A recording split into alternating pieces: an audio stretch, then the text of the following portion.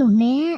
ពិតជាស្អាតខ្លាំងណាស់តែខ្ញុំគិតថាតែយើងប្រឡែងសត្វត្រីនេះវិញណាចុះបើវាមិនអោយកុចទៀតគិតធ្វើយ៉ាងម៉េចទៅចុះប្រពន្ធសម្លាញ់គិតចង់ធ្វើយ៉ាងម៉េចវិញអូននិយាយមកចុះបងធ្វើតាមអូនជានិច្ចគឺហែកពោះវាមើលនោះអីហែកតិចតិចទៅវាមិនស្លាប់នោះទេថាម៉េចកុហកតែដឹង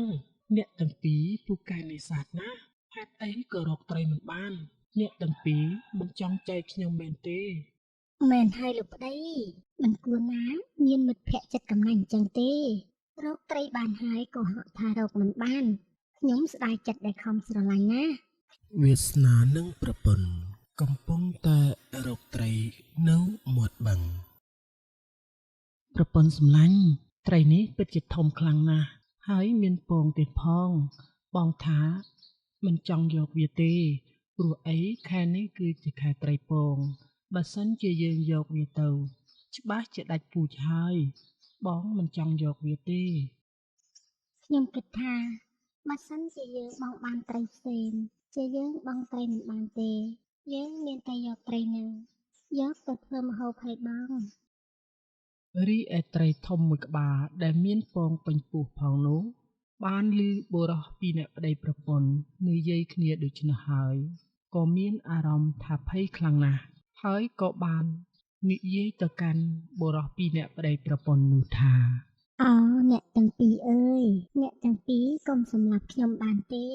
ខ្ញុំមានពងក្នុងពោះផងបើអ្នកទាំងពីរសម្លាប់ខ្ញុំណាថ្ងៃក្រោយអ្នកទាំងពីរនឹងលែងមានត្រីនេសាទហើយ អូនឯងប្រពន្ធសម្លាញ់តើអូនបានឮសំឡេងអ្វីទេដូចជាឮសំឡេងត្រីចេះនិយាយណាអូនមែនហើយអូនពិតជាឮសំឡេងត្រីដែលចេះនិយាយមែនសំឡេងនេះគឺចេញពីត្រីមួយក្បាលនេះហើយបង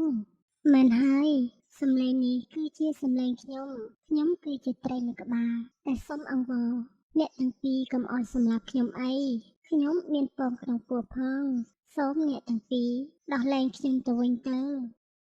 ខ្ញុំកម្រឃើញត្រីណាចេះនិយាយណាស់ប្រពន្ធសម្លាញ់ខ្ញុំគិតថាយើងដោះលែងវាទៅវិញទៅអូនណាមួយវាមានពងក្នុងពោះផងបើសិនជាយើងយកទៅសម្លាប់ច្បាស់ជាមានបាបជាមិនខានទេបងបើអញ្ចឹងបងដោះលែងវាទៅឲ្យវាទៅពងបន្តពូជទៅឆ្នាំក្រោយទៀតណាបងត្រាអ្នកនឹងដោះលែងខ្ញុំមែនទេខ្ញុំពិតជាសប្បាយចិត្តខ្លាំងណាស់សូមពួកអ្នកដោះលែងខ្ញុំទៅខ្ញុំនឹងឲ្យសំណងទៅអ្នកត្រូវហើយពួកខ្ញុំនឹងដោះលែងមិនធ្វើអ្វីអ្នកទេអ្នកចូលទៅរកកន្លែងណាមួយដែលមានទីសុវត្ថិភាពហើយបង្កើតទៅជាកូនចៅឲ្យបានច្រើនចោព្រោះអ្នកកំពុងតែមានពងផង ខ្ញុំចង់ប្រាប់អ្នកថាប៉ុន្មានថ្ងៃទៀតដល់ខែរដូវត្រីខ្យងក្តាមពងហើយបើអ្នកនេសាទរាល់ថ្ងៃបែបនេះសត្វត្រីខ្យងក្តាមនឹងដាច់ពូជអស់ហើយតើអ្នកអាចឈប់នេសាទប៉ុន្មានថ្ងៃនេះបានទេដើម្បីឲ្យសត្វត្រីនិងខ្យងសត្វក្តាមសត្វដទៃទៀតបង្កើតពងទៅជាត្រីនិងទៅជាកូនជាចៅឲ្យបានច្រើនសិនតែពួកខ្ញុំពិតជាក្រខ្សត់ខ្លាំងណាស់បើខ្ញុំមិនរកត្រីតើពួកខ្ញុំបានអ្វីយកទៅញ៉ាំទៅព្រោះពួកខ្ញុំមិនមានទ្រព្យសម្បត្តិអ្វីច្រើននោះទេបើក្រៅពីរកត្រីគ្មានជំរឿនអ្វីដែលខ្ញុំអាចរស់បាននោះទេមិនអីទេខ្ញុំជាត្រីមួយក្បាលដែលមានអាយុកាលរស់នៅយូរដូច្នេះខ្ញុំមានកុចមួយដែលអាចយកទៅលក់ឲ្យមានតម្លៃខ្លាំងណាស់ហើយបើអ្នកឈប់នេសាទត្រីខ្ញុំនឹងឲ្យកុចអ្នកក្នុងមួយខែម្ដងហើយអ្នកអាចយកទៅលក់ដើម្បីចិញ្ចឹមជីវិតដោយមិនចាំបាច់នេសាទបានណាពិតមែនណាអូយពួកខ្ញុំពិតជាសប្បាយចិត្តខ្លាំងណាស់ហើយខ្ញុំនឹងរក្សាសន្យាថានឹងមិននេសាទទៀតទេឲ្យតែលោកព្រមខ្ជាក់កុចនឹងអោយខ្ញុំជារៀងរាល់ខែមកខ្ញុំនឹងឈប់មកនេសាទទៀតហើយនេះគឺជាគុជចូលអ្នកយកមើលចុះចាំខែក្រោយខ្ញុំនឹងប្រកល់ជូនអ្នកទៀតអ្នកយកមួយសិនទៅអ្នកប្តីមើលចុះគុជនេះពិតជាស្រស់ស្អាតខ្លាំងណាស់ពិតជាស្អាតមែនអូន គុជនេះប្រហែលជាលោកបានថ្លៃហើយខ្ញុំអរគុណខ្លាំងណាស់ដែលលោកព្រមប្រគល់គុជនេះមកឲ្យខ្ញុំនឹងរក្សាសន្យាជូនលោកមិនឲ្យខកបំណងទេ ត្រូវហើយអ្នកទៅវិញចុះស្ដេចត្រីខ្ញុំមិនធ្វើអ្វីអ្នកទេហើយខ្ញុំនឹង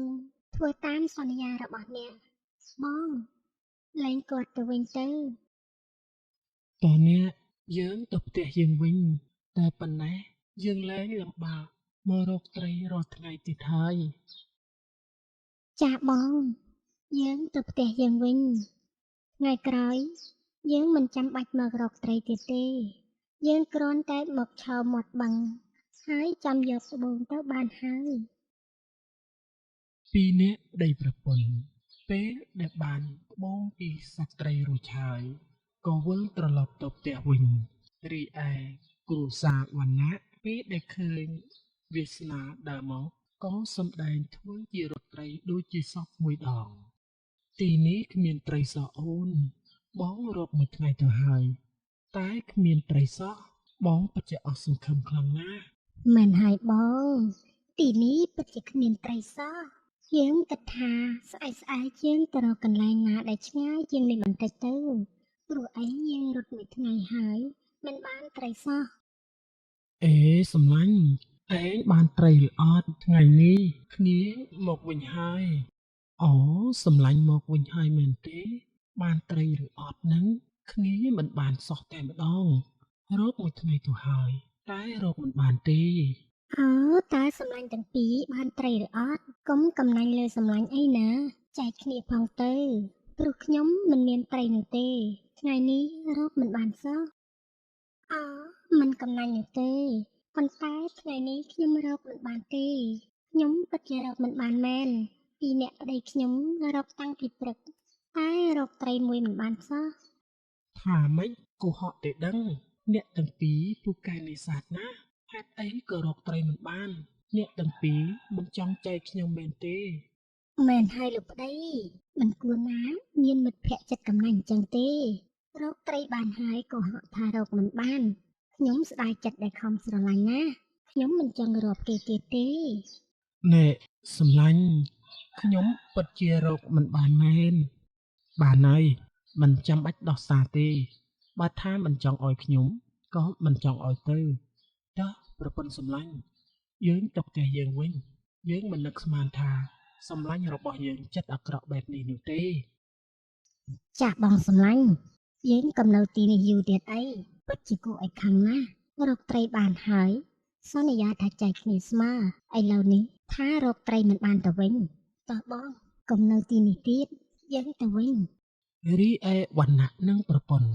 ដែលជាមនុស្សកេងចំណេញនឹងខ្សែលើគេនោះមិនស្ដាប់ហេតុផលអ្វីទាំងអស់គេបានចាក់ចេញឡើងលឿនហើយមិនខ្វល់ពីអ្នកណាទាំងអស់ចាក់ចេញទាំងចិត្តក្តៅទៀតផង មើលចាស់លោកប្តីពួកគេដូចជាខឹងពួកយើងខ្លាំងណាស់តាមពិតទៅយើងពិតជារកត្រីមិនបានទេពួកគេពិតជាមិនយល់ពីអ្វីសោះ មិនអីទេអូនគេប្រហែលជាខឹងនឹងយើងមិនយូរទេតោះប្រពន្ធសម្លាញ់យើងយកគុជទៅលក់វិញដើម្បីយកប្រាក់យកមកធ្វើផ្ទះឲ្យរស់នៅបានសុខស្រួលវិញអូន វាសនានិងប្រពន្ធពេលដែលបានលក់គុជនោះហើយជីវភាពគ្រួសារក៏បានធូរធារជាងមុនហើយពួកគេក៏មិនបានទៅនេសាទទៀតផងដែររីឯគ្រួសារវណ្ណៈនៅជិតមាត់បឹងទេឥឡូវនេះវាសនានិងប្រពន្ធហេតុអ្វីក៏មិនឃើញមកនេសាទទៀតឬក៏ពួកគេទៅនេសាទកន្លែងផ្សេង ណែបងខ្ញុំគិតថាពួកគេឥឡូវនេះចម្លែកណាស់មានខោអាវល្អពាក់ហើយធ្វើផ្ទះយ៉ាងធំទៀតផងឬមួយក៏ពួកគេនេសាទត្រីហើយលួចលាក់នឹងយើងយកត្រីទៅលក់ហើយខ្លាយទៅជាអ្នកមានបាត់ហើយ មែនហើយឬមួយក៏ពួកគេខ្លាចយើងសុំហើយពួកគេទាំងពីរនាក់នេះពិតជាកំណាញ់ខ្លាំងណាស់បងរកពាក្យអ្វីនិយាយមិនបានទេ ណែបងយើងគិតថាទៅសួរគេទៅក្រែងលោកគេមានរឿងអ្វីអាចប្រាប់យើងបានណាបងខ្ញុំពិតជាចង់ដឹងខ្លាំងណាស់តោះបងយើងទៅសួរគេតែម្ដងទៅ មិនហើយយើងទៅសួរគេទៅបើយើងនៅខាងគេណាក៏គ្មានបានប្រយោជន៍អីដែរតើគេមានអត្តកម្បាំងអីទៅបានជាគេមានផ្ទះមានសម្បែងហើយមានកៅអៅល្អល្អស្លៀកពាក់បែបនេះនៅពេលនោះវណ្ណៈនិងប្រពន្ធក៏បានទៅដល់ផ្ទះនាយវាសនានិងប្រពន្ធហើយក៏បានសួរទៅកាន់វាសនាថាសម្លាញ់ហេតុអីប៉ុន្មានថ្ងៃនេះមិនឃើញឯងទៅនេសាទសោះអញ្ចឹងគ្នារងចាំសម្លាញ់ឯងនៅឯមាត់បឹងពី3ថ្ងៃហើយអូគ្នាមិនលាក់បាំងសម្លាញ់ឯងទេគ្នាឈប់ទៅនេសាទហើយចាប់ពីថ្ងៃនេះទៅគ្នាលែងទៅនេសាទជាមួយសម្លាញ់ឯងទៀតហើយ ថាម៉េចខ្ញុំស្ដាប់មិនច្រឡំទេអីអ្នកឈប់ទៅនេសាទហើយមែនទេចាអ្នកពិតជាស្ដាប់មិនច្រឡំទេខ្ញុំពិតជាឈប់ទៅនេសាទមែនចាប់ពីថ្ងៃនេះតទៅពួកខ្ញុំលែងទៅនេសាទទៀតហើយណាមួយខ្ញុំរក្សាពាក្យសម្ដីជាមួយនឹងត្រីធំមួយក្បាលដែលខ្ញុំបានសន្យាថាខ្ញុំមិនទៅនេសាទនៅរដូវត្រីពងទៀតទេហើយខ្ញុំ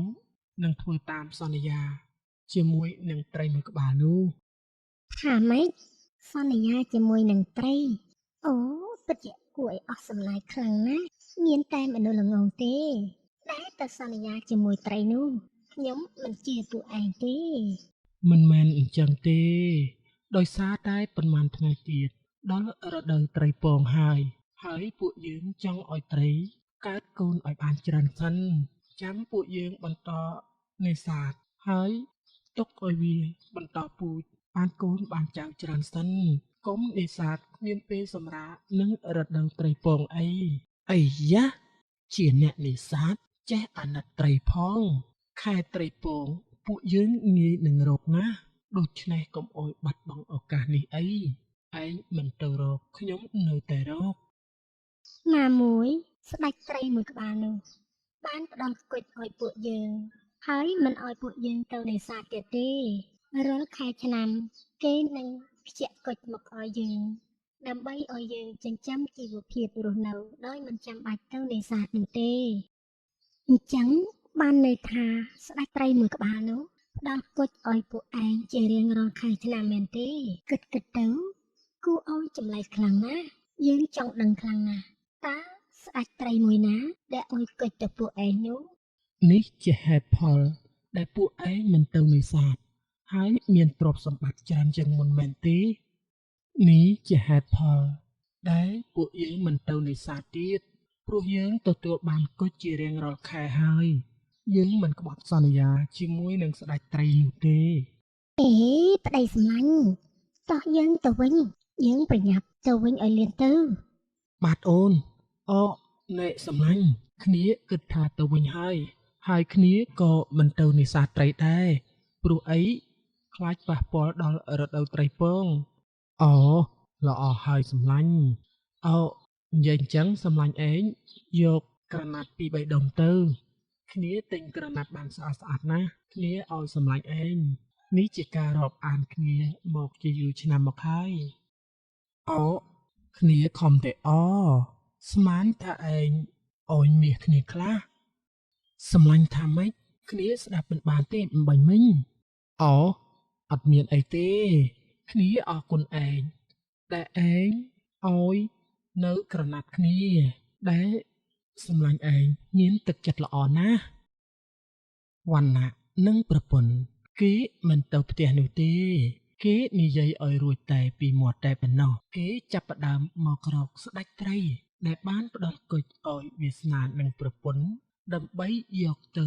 សម្លាប់យកគុជនោះយកមកលក់ដូចជាវាសនាដែរណែអូនសម្លាញ់ណាថ្ងៃនេះយើងត្រូវតែរកស្ដេចត្រីនោះឲ្យឃើញប្រហែលជាមានគុជច្រើនហើយយើងយកគុជនោះទៅលក់ប្រកាសជាមានបានជាងវាសនាជាមិនខានទេអើយចោះទៅរកតែម្ដងទៅបងវាមិនទៅណាឆ្ងាយទេស្ដេចត្រីនឹងណាវានៅតែទីនឹងឯងព្រោះវាសនានឹងប្រពន្ធគេមករកតែត្រង់នឹងឯងយើងរកដឹងតែរកឃើញហើយមែនតើអញ្ចឹងបងចុះទៅរកតែម្ដងទៅវាច្បាស់ជាមិននៅឯណាឆ្ងាយនោះទេ ច្បាស់ជាមិនរួចពីកណ្ដាប់ដៃបងទេបងចុះទៅរកវាសិនអ្វីដែលពួកគេបានគិតទុកហើយក៏ដូចជាការរំពឹងទុកមែនពួកគេពិតជាចាប់បានស្ដេចត្រីនោះមែនហើយពួកគេក៏យកមកលើទូកនេះអូន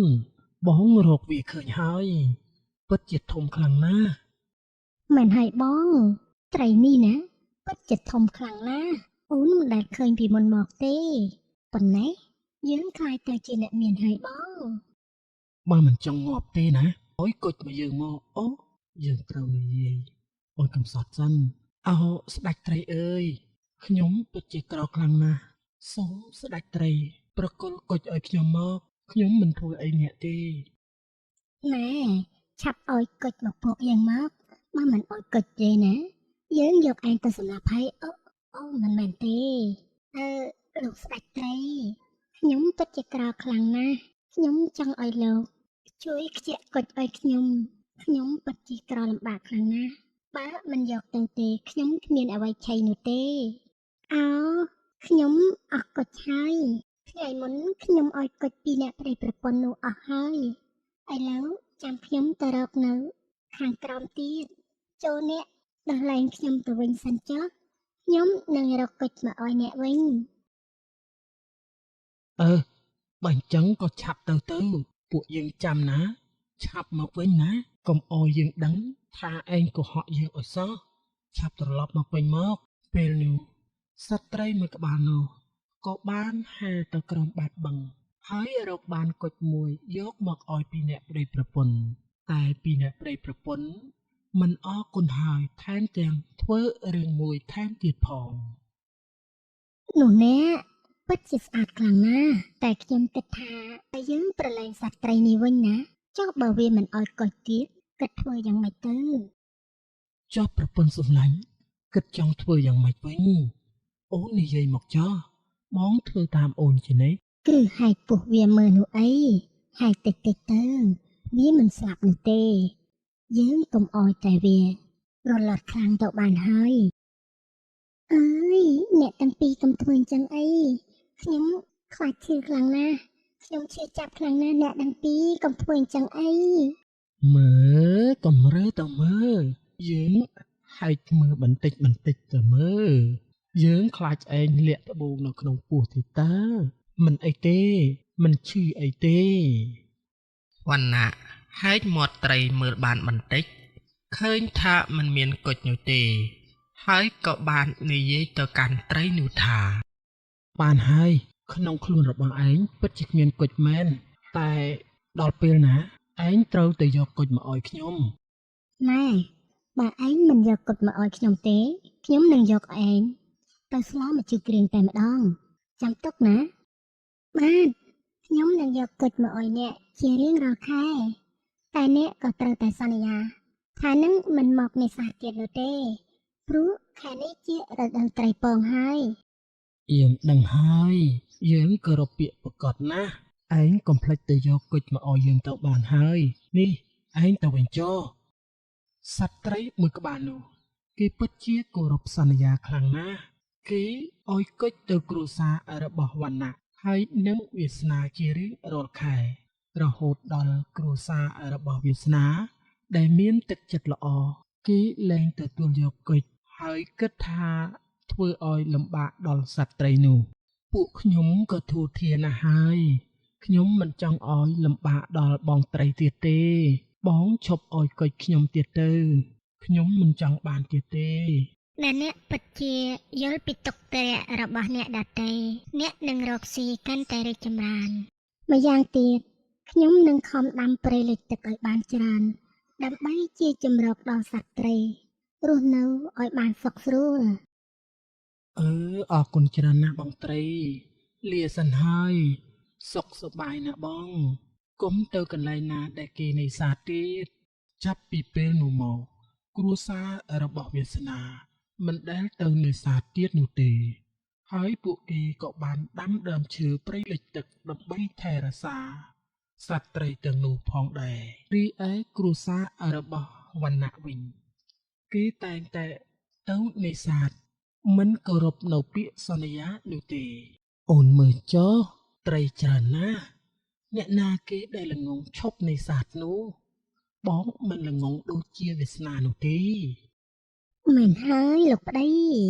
ត្រីពងបែបនេះណាបើយើងនេសាទបានច្រើនក៏លក់បានថ្លៃដែរ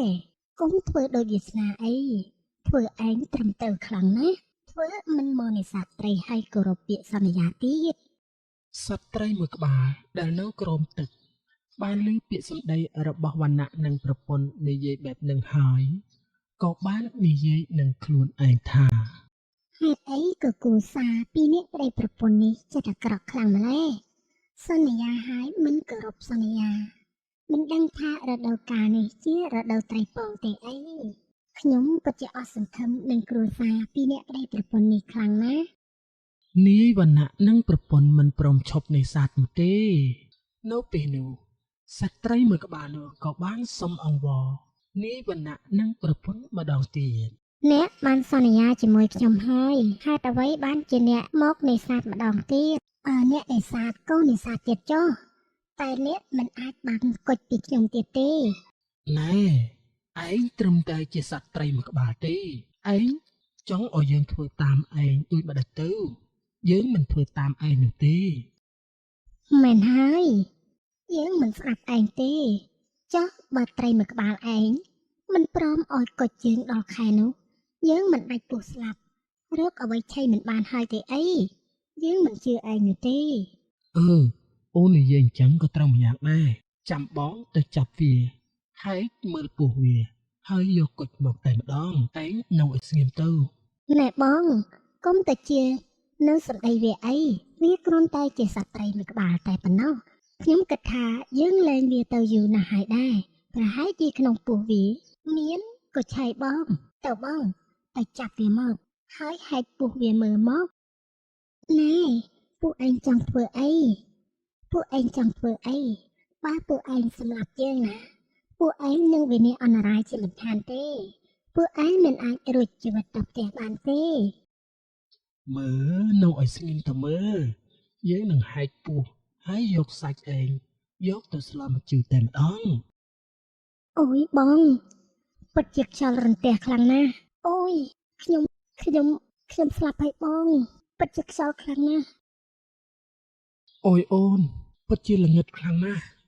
រកមើលអីមិនឃើញទេយើងពិតជាធ្វើខុសមែនហើយអូនបងរកមើលអីមិនឃើញទេអូយ